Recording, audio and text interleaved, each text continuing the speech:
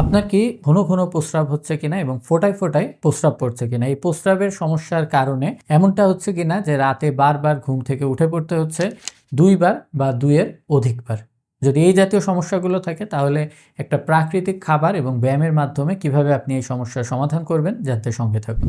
আমি doctor Asif Anwar, PG হাসপাতালের resident. আজকে আপনাদের সঙ্গে পুরুষদের এবং এর পাশাপাশি মহিলাদের ক্ষেত্রেও কি জাতীয় চিকিৎসা করলে ঘন ঘন প্রস্রাবের ইনফেকশন হওয়া এবং তলপেট বারবার ব্যথা করা, প্রস্রাবে জ্বালা-পোড়া হওয়া, ফোঁটায় ফোঁটায় প্রস্রাব হওয়া এবং প্রস্রাব করে আসার পরে ১০ মিনিট ১৫ মিনিট যেতে না যেতে আবার প্রস্রাবের চাপ ধরা এবং যদি প্রস্রাবের চাপ আসে তখন কোনোভাবেই প্রস্রাব আটকে রাখা সম্ভব না, এমন অনুভূতি মনে হওয়া যে এখনই প্রস্রাব হয়ে যাবে। এই জাতীয় লক্ষণগুলো কিভাবে আপনি নিয়ন্ত্রণ করবেন সেই বিষয় নিয়ে আলোচনা করব। সাধারণত পুরুষদের ভেতরে এই জাতীয় সমস্যাটা দেখা দেয় যদি প্রোস্টেট গ্রন্থি সংক্রান্ত কোনো রকম সমস্যা হয়, যদি কোনো যৌনবাহিত রোগ থাকে, প্রস্রাবের রাস্তায় কোনো রকম ইনফেকশন হয় বা জন্মগত যদি কোনো ত্রুটি থাকে প্রস্রাবের থলির ভেতরে। এবং মহিলাদের ক্ষেত্রে কিন্তু সবচাইতে কমন যে কারণে এই বিষয়টি হয় সেটা হচ্ছে তলপেটের ইনফেকশন এবং প্রস্রাবের নালীর ইনফেকশনের কারণে। যদি আপনার ভেতরে ডায়াবেটিক্সের সমস্যা থাকে সেক্ষেত্রে কিন্তু তলপেটের মাংসপেশি ঢিলা হয়ে যাওয়ার কারণে এমনটি হতে পারে এবং বিভিন্ন মা বোনেদের ক্ষেত্রে যেটা হয় যে খুব ঘন ঘন বাচ্চা প্রসব করার কারণে কিন্তু এই তলপেটের মাংসপেশিগুলো অনেক ঢিলা হয়ে যায়। হাঁচি দিলে, কাশি দিলে দেখা যায় ফোঁটায় ফোঁটায় প্রস্রাব বেরিয়ে আসে এবং এই জাতীয় সমস্যাগুলো থাকার কারণে অনেকের ক্ষেত্রে কিন্তু নামাজ কালাম পড়া বা পাক পবিত্র থাকা, ধর্মীয় বিধিনিষেধ মেনে চলাটাও কঠিন হয়ে পড়ে।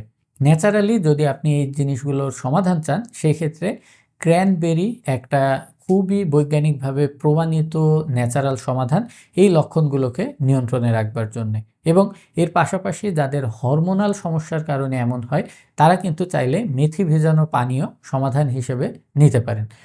ক্র্যানবেরি জুস সাধারণত আমাদের দেশে সব জায়গাতে পাওয়া যায় না, যেহেতু এই ফলটা আমাদের দেশে খুব বেশি অ্যাভেলেবেল না। সেক্ষেত্রে বিভিন্ন ফার্মেসিতে কিন্তু এই ক্র্যানবেরির বিভিন্ন পিউরিফাইড ফর্ম এবং ক্যাপসুল ফর্ম কিন্তু পাওয়া যায়, যেটা আপনি সকালে এবং রাতে ২ বেলা করে ১০ থেকে ১৫ দিন খেলেই কিন্তু একটা পার্থক্য বুঝতে পারবেন। এবং যাদের ক্ষেত্রে সমস্যার গভীরতা বেশি তারা চাইলে এই ক্র্যানবেরি ক্যাপসুল কিন্তু ৩ বেলা করে ১ মাস পর্যন্ত খেতে পারবেন।